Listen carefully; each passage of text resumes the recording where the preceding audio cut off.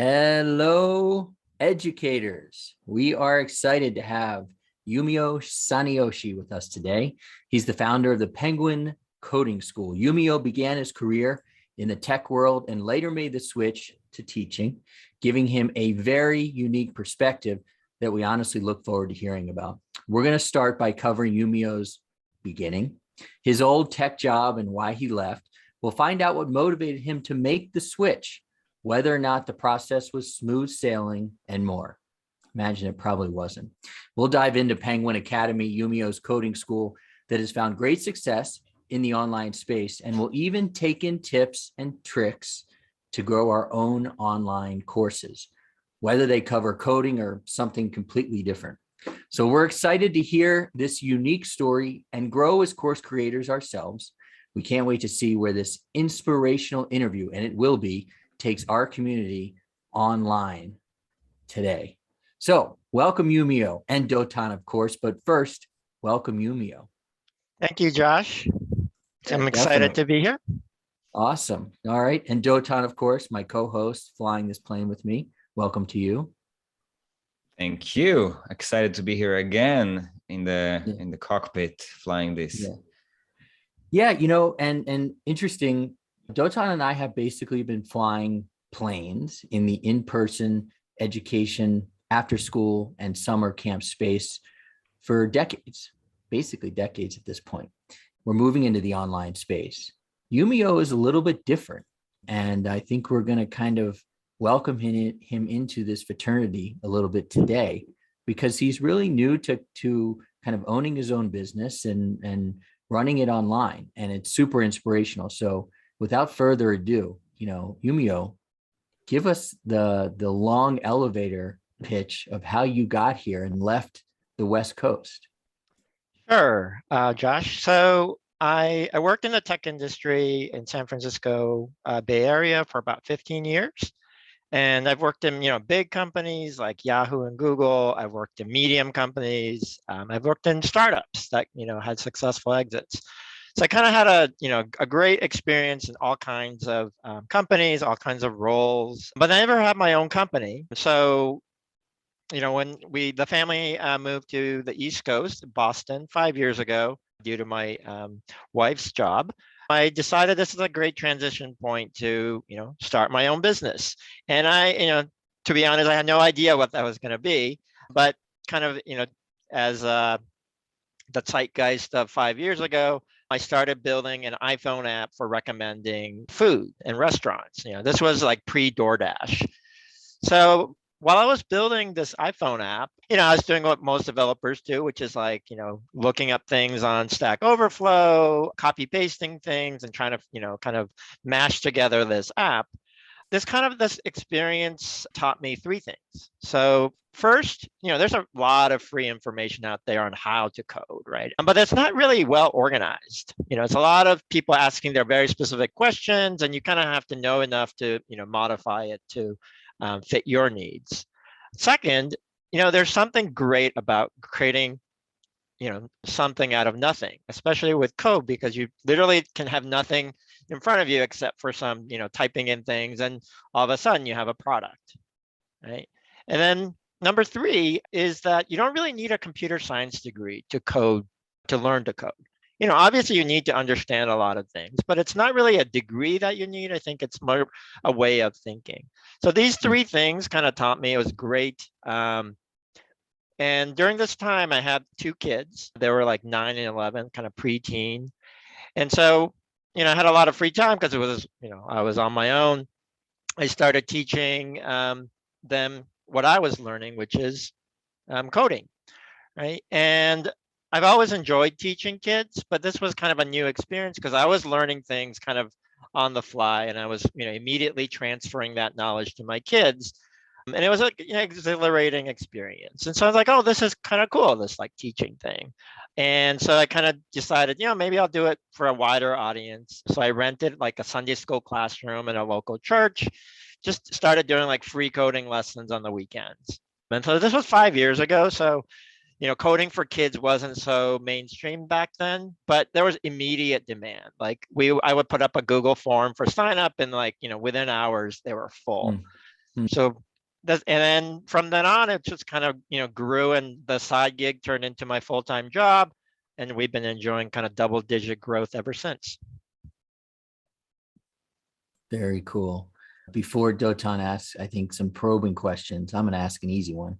Talk about the name of the school and the people behind you. Sure. So I'm from Japan, and I don't know if you know about Japanese culture, but we like cute things. There's this, word kawaii, which is all about cute, anime characters, and we turn anything into it, emoji anime, right? And so when I started my own company, I wanted to, call it something, but I didn't want to call it like some tech name, like, coding tech or whatever. I wanted to call it something cute, especially because it was for kids. Throughout my life, I've always loved penguins. So I decided to call it, Penguin Coding School. Another reason was I'm a dad, and at that time I was kind of a stay-at-home dad and taking care of my kids, and little known fact is that an emperor penguin is one of the few species where the dad actually stays with the egg and warms it the entire time while the wife goes out and hunts for food. And so that's kind of a fitting metaphor that I was this penguin trying to, take care of kids while my wife was out there in the real world making the dough for us. I love it. And I hear you on that, because my wife is out making the dough for us as well. So I'm with Dotan. Ask him real cutest. questions. It's the cutest name for a coding school out there, for sure. I mean, you're already number one at this, for sure. There's everything else is, like you said, like coding tech, and I mean, there might be great schools, but the cutest name is definitely Penguin. Yeah, we also were able to trademark this name because it is unique. And we actually got when we trademarked it, we got a letter from Penguin Random House, the publishing company, saying, they're okay with us calling it the Penguin Coding School, but we couldn't publish any books with the Penguin brand because, Penguin Books is like a big, obviously they're very protective of that name. So we can't publish books, but we can teach coding through our Penguin brand. So I have so many questions about teaching coding and about figuring out this field. Obviously, there are so many players in the field, and when you started, you probably knew about all those players, right? So you were, easily you can easily Google and find so many coding schools for kids. What was unique in your approach? What did you want to do differently? Not including the name, that's already different. So when I first started 5 years ago, it wasn't as popular, but now obviously it is. And I think part of that was also the switch to online with the pandemic. I didn't get into this, but the coding education is one of the few things that we can do very effectively online. And so when the pandemic hit and everything switched to Zoom, we were able to transition very seamlessly. And I think other players in the ed tech space found that as well. But we have always done things, I think, differently than other players in that we've always focused on teachers. We've always, I think, paid more than others for our teachers. We've always invested in teacher education. Other people don't do this, but for us, it's always been part of our mission is not just to teach the kids, but teach the teachers as well, or train the teachers. Mm-hmm. Coding is a fairly new field in terms of education, and there are very few kind of standards on how to teach coding. There are very few teaching academies for coding specifically, right? There's lots of places where you can learn how to teach math or English or history, but I don't think there's really any place that teaches how people can teach coding effectively to kids. So I think we've invested a lot in that space. And so we have, great teacher retention. So we have a lot of longtime teachers. And I think we have, one of the highest ratings for all our classes because we've invested in teacher training. The another interesting thing that you did differently, and I'm going to get made fun of for printing stuff out, but this article here, I love the headline: "Why a non-programmer is starting a coding school." So the staff that you have, that you pay well, that seems to really enjoy what they're doing, do they mind that their principal or their emperor penguin, he's a non-programmer and he's teaching it? Or is that make it right? I think that actually is one of our strengths, actually, is that, I think one of the things that you learn when you're trying to learn coding is that when you get a teacher who's really good at it, it's really hard for them to understand why you don't understand something. I think, maybe people have had an experience when the teacher's too good at something, it's really hard for them to understand, our mere mortals, how something, can be hard to understand, right? And I think in some ways I had an advantage because I was learning things, from the ground up. I had to really understand it, right? And well, that's one of the, nice things about teaching is when you teach something, you really have to understand. So even though I was kind of learning as I was going along, I really had to understand it. And I understand it at a very basic level that then translates well to teaching, kids, especially. They need, kids need not like formulas and, kind of abstract, acronyms. They need like very tangible ways of explaining things and understanding, what is a variable or what is a function. And we try to use kind of cute analogies as much as we can so that kids can really kind of understand things at a very intuitive level. So yeah, I think that's actually worked out in our favor. And a lot of our teachers actually don't have coding backgrounds necessarily, but they've, they have the skills to teach it because they are either good teachers, they have some, obviously some STEM skills, but that translates very well to coding education. So I want to focus a little bit more on that angle of the teachers and finding the right teachers. I'm a true believer in that. In my previous business, I had not just a coding camp, but a camp that teaches coding, but 40 different workshops around this area. And I always believed in finding instructors in our language that have the passion to work with kids, to take the kids from point A to point B in their journey. Basically, lead them, be the leader, be the role model, show them how fun it is, pass on the passion, more than the knowledge, more than the skill, because I always say, when you're teaching kids, then for an adult to learn what he needs for teaching the kids, it's not going to take a lot. They can easily learn the skills that they need to teach, but they have to be amazing leaders and engaging teachers. I want to hear what you think about it. And how do you do it? Like, it's not easy to identify those superpowers at those teachers. Yeah, I think that's the key to our success early on, is that I know that some of our, bigger companies in our space, they just go out and hire anyone with a computer science degree or some experience, right?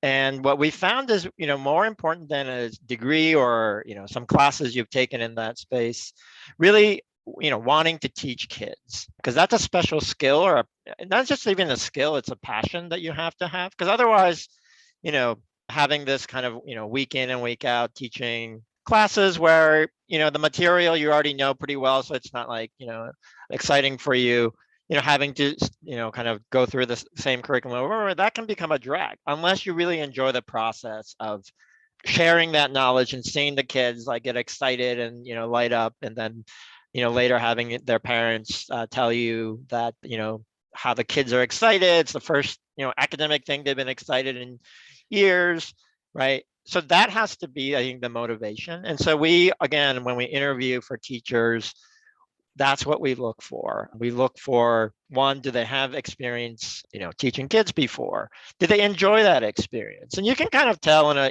even in a Zoom interview, just from their facial expression, how they say that, right? Whether or not they truly enjoyed it or they're just saying they did because that's the interview question. And so, we interview hundreds of candidates. We only pick a few. And part of it is because we're looking for that intangible quality. We don't just, hire any, college student that understands coding. We look for, do you want to teach kids, and do you have enough of the understanding to, impart that? A lot of the coding knowledge, especially for younger kids, like, anyone with a decent amount of education can learn to do. I think what's more important is, do you want to do that? Especially when, in coding, if you have those skills, there are many more ways to make a lot more money doing what they do. So there he is. I think it's a special kind of person that wants to spend even a few hours a week teaching that instead of doing something else with it. When I was prepping for this interview, I came across an article that featured your location in Park Slope in Brooklyn, beautiful Brooklyn. And you were listed like right below ID Tech, who we know is a monster in the space.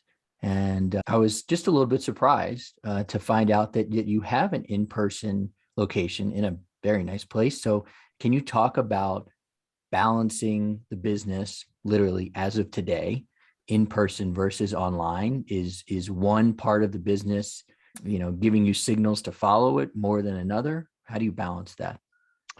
Yeah, so, like many other after school activities, we were 100% in person until the pandemic, pretty much. And in the pandemic, March 2020, we switched, 100% to online. And we were able to do that, within a week, really, pretty seamlessly. And a lot of that is, there's a lot of, nice software now, online coding software that pretty much mimics like allowing, just like Google Docs, you can have co-edit privileges.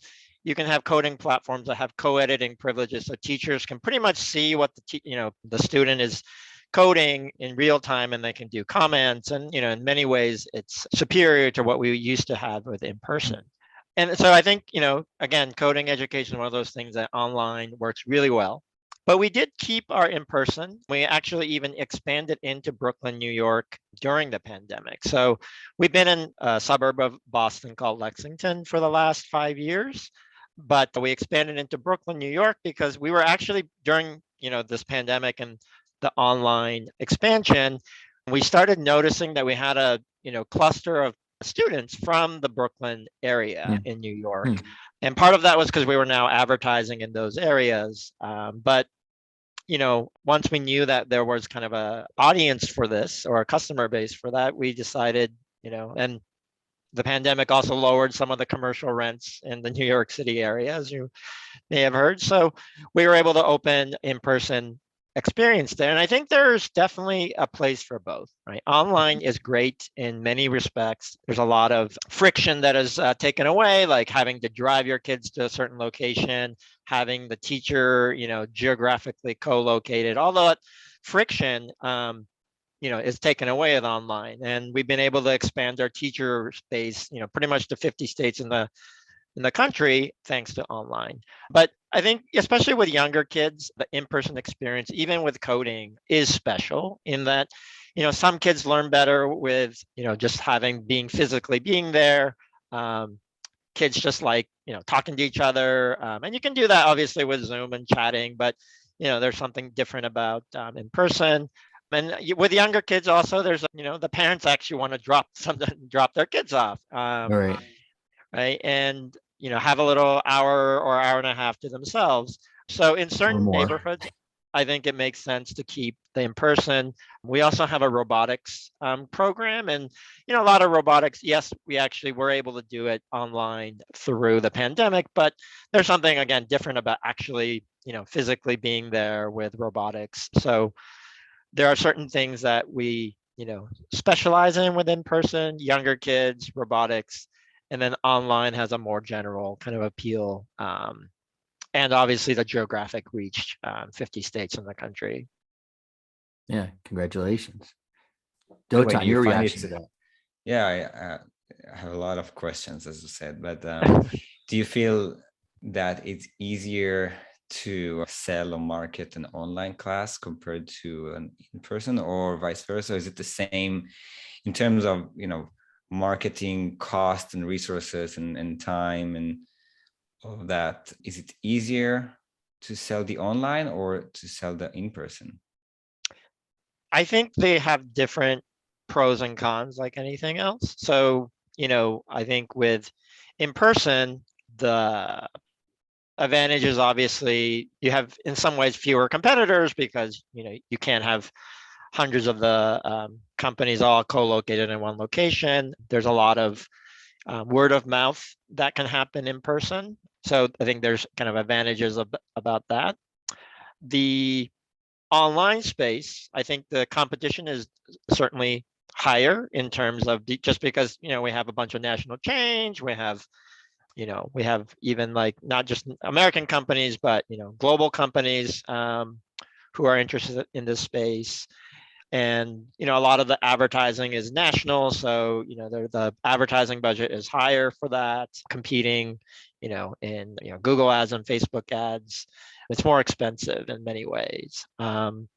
But it also does give us, again, more opportunities, because now we can find, students in Utah and students in Texas, even though we don't have a physical presence there. And, as long as we continue, I think, delivering high quality and we get, good online reviews, we still have the opportunity for, word of mouth. And so, I think they both have their pros and cons, but I think both, to us, I think we like having both, kind of this hybrid approach.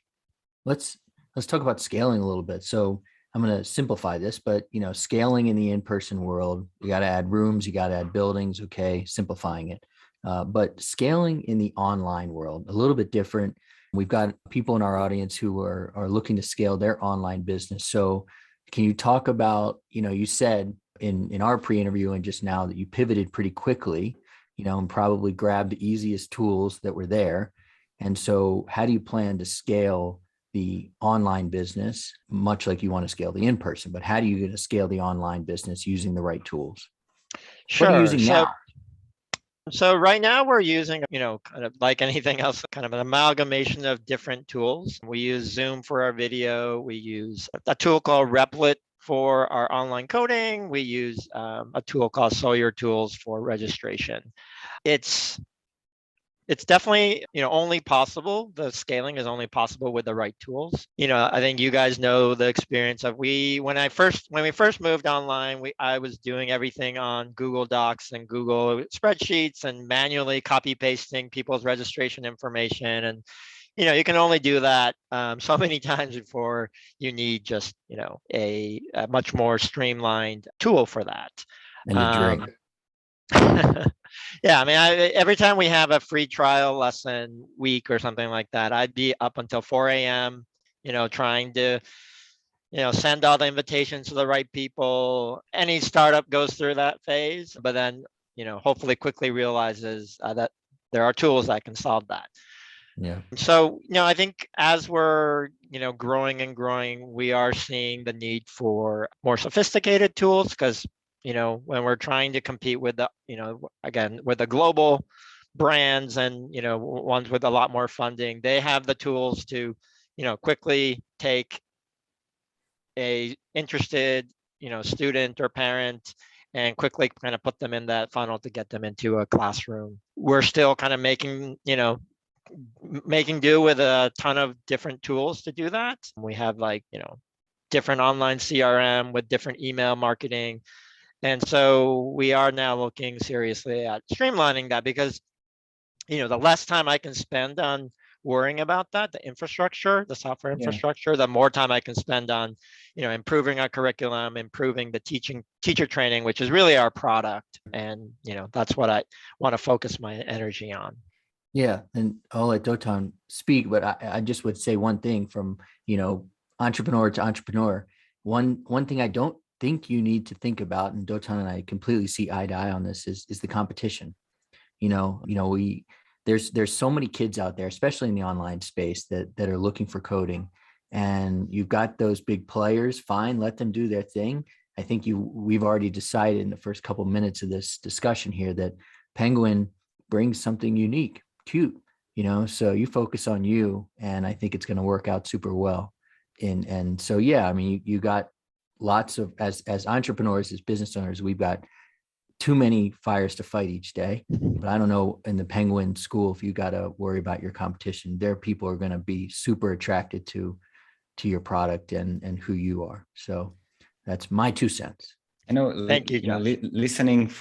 Listening to you, Yumio, it makes so much sense for a person that comes from the product management or product development angle to build a successful business, because in products you analyze the exact needs and you build the exact solution. many people in the education space don't come from there. They have, they have their agenda, they have their impact driven, which is very important and great. But sometimes on their way, they're doing many mistakes, building a product for the wrong needs, or a product that answers not exactly the exact problems.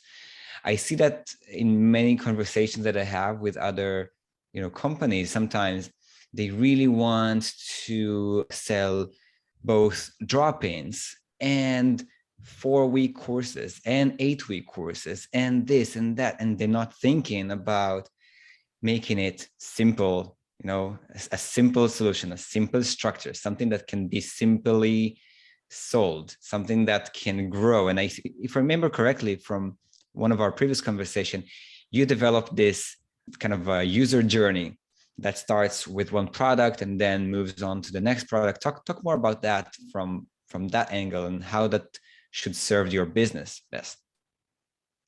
I think I'm not 100% sure if this is what you're talking about, but I think it also helps, like you said, as a product-centric, company, that I'm also a consumer of, or the target audience. I'm a parent of kids in this kind of age range, and I know exactly what I would need to sign up for a service and the amount of information. I think, when you've been in the kind of the internet product space, you understand that, people have such limited attention spans. And so they're so busy, and anything that makes that easier is an instant win. Even if the product itself might be, the quality of the education might be, different or superior, parents just want to get to the right thing, as quickly as possible. So that does help in kind of honing in on, okay, as a parent, what do I need to know if I want to, if I'm going to be motivated to pay money to sign up my kid on an online thing that I've never really heard of, but it looks good. But then you look around and all these online companies say the same thing on the website, right? So how do you, one, differentiate that? And then two, how do you make it easy for them to make that decision? And but just, I think the way that you kind of get into something is you want to try it, right? This is an experiential good. And a lot of times, like I said, every website will say the same thing about what wonderful coding education they're able to provide, but you really, need to know by actually experiencing it with not just you, but your kid, right? Because if they don't like it, it doesn't matter how much you think it's going to be great, it's not going to last very long. So anyway, we have a very extensive free trial program. So when kids can try it, they can see that the kids, parents can actually, see the kids enjoying it. And then once we get that entry point, we have a way of kind of, guiding them through a curriculum, that are multi-years to actually build up something that at the end of the day, we want the kids to, love the coding, love the tech enough, so much so that they're going to build their own thing, right? That's really I think at the end of the day, right, the goal of coding, which may be different than other subjects, is that you don't want kids learning coding so that they can take a test at the end of the journey and be like, oh, I got an A on my, certification test, right? I think some parents still think that way because that's the way that, education has been delivered in so many other subjects. But coding, at the end of the day, if you can't use it, if you can't actually build something, I think we've failed. And so we want them at the end of the journey to build something that they can proudly call their own. And, no matter where the entry point is, and we want them to get there. And so once we have the kid, the student really enthusiastic about the coding, we think we have a lot of different courses and classes and teachers that can guide them to that endpoint. So anyway, that's kind of what we think of the customer journey is, you got to try it, right? If you don't try it, you can't, how do you know? But once we try it, we have the confidence that they're going to like it. We know that, and then we're going to, give them enough tools and classes to get to where I think most parents would want them to be, which is, a student or a child that is confident in the tech knowledge in this world, right? I don't think you can be an effective citizen without understanding something about tech and having some confidence in dealing with tech, because tech is in so many parts of our world and lives now that I think it can be overwhelming and scary even, right? And I think, with the right skills and right knowledge, I think kids, no matter what they end up doing, right? You can become an artist, but understanding tech and having that confidence in tech is going to help them no matter what they do. I hate to ask this question because it's such a crappy question, but I have to because I love your approach, I would imagine, to life and to business. But what's the 5-year plan for Penguin? I think I was actually recently, because it's been 5 years since we started, I was looking at what my 5-year plan was 5 years ago, and it's pretty funny. I think it's always a good exercise and what I thought was going to work out and what things that I, totally unexpected directions. We want, our mission has been, we want kids to code with a smile on their face. And I say that without it being kind of a marketing thing. We want to get to a point where coding is something that kids, truly can enjoy doing. And so, whether that's in us, really becoming great at teacher training, or we, combine that with a curriculum that really, can guide, different differentiated kids into that same kind of goal of, tech confident kids. I don't know. We're, kind of figuring that out every day. But that is our goal. In 5 years, I want Penguin Coding School to be known as a place where any kid, any child in any, tech background or experience can take our classes with our teachers, and at the end of the journey, come out as a, tech confident kid. And I don't know what combination of ingredients that's going to require, but I think that is our goal. And hopefully in 5 years, we'll be a lot closer than we are today. I think as entrepreneurs, the combination of ingredients changes on a daily basis. It seems like. Yeah. I mean, 3 years ago, I would never have guessed that we would be, this much invested in online. I remember we were testing it out. We were doing some online courses, doing some hybrid because some kids wanted to stay home. But again, I think you never know what the world's going to throw at you. So we just have to, ride the wave as it comes to you. No, I'm sure you were planning for a pandemic. I'm sure you were. Everybody did. No, I think your tips earlier on the previous question were really valuable for other schools in many, not only in coding, I think in other enrichment fields. And we, the team here at Click, we really believe that enrichment online can actually, become more accessible. Now it's online, so there are more possibilities, more options. We can reach kids that never had the access to such a high level, high standard of education, and so many options to choose from. And so we are, we always love to help those enrichment providers to find also the right business, the business path. Something that I really liked about how you present the courses is the simplicity, how simple it is to understand, to try, and to continue, because you have this very structured way. You're not offering tons of different structures. It's a very simple structure that replicates to different levels and themes, and I'm sure it's working. Yeah. I had a question. I forgot. So Josh, move on and yeah. Listen, I'll get back to it.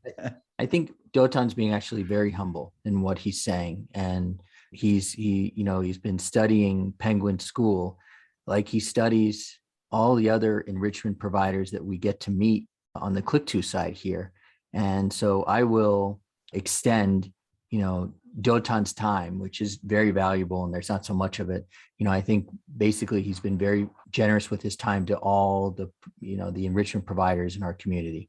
We've got this Facebook community. We've got other people that come to us and, spend a lot of time, especially Dotan, looking under the hood at some of these companies and saying, maybe click to is a solution for you, but anyways, just please try this or please try that, because I know it's going to help you. And again, it kind of goes back to, I think, our shared belief on competition, that there's so many kids out there in person, especially online, that we just want the rising tide. I wanted to ask one last question of Yumio. You've given such sage advice, I think, that you give to kids, when it comes to coding, and I'm hearing it as a parent as well. Whatever happened to the DoorDash app that you were working on? And what's the advice you give to yourself? Is that thing shelved? Is that thing going to make it? What are you going to do with the DoorDash app? Yeah, that's actually a funny story so the DoorDash app, I was trying to make it. I actually thought, like a good engineer or entrepreneur, you want to kind of have a beta product, right? Test it out. So instead of food recommender, I actually pivoted and was like, oh, I'm going to make a website that recommends after school activities, right? Because, as a parent, I was like, there's so many after school activities, but there's no actually, even to this day, an easy way to be like, okay, what's the after school activity I should sign up my kids to? And so I actually built that, and it's live somewhere, but what's it called? I may have taken it offline, but it was called After Schoolio. So it was like afterschool.io. Oh, wow. I even had that cool, I think it is offline, but anyway, I do have that. I made that all on my own. And I do, since, we're actually getting, because we're a 5-year anniversary, we have some kids who've been taking our courses for 5 years, and now they're building their own like apps and websites. And so, maybe it is my time to go back to my capstone project and actually finish that, because I think it's, it's kind of the, it's unfinished business, I guess, in some ways. Yeah.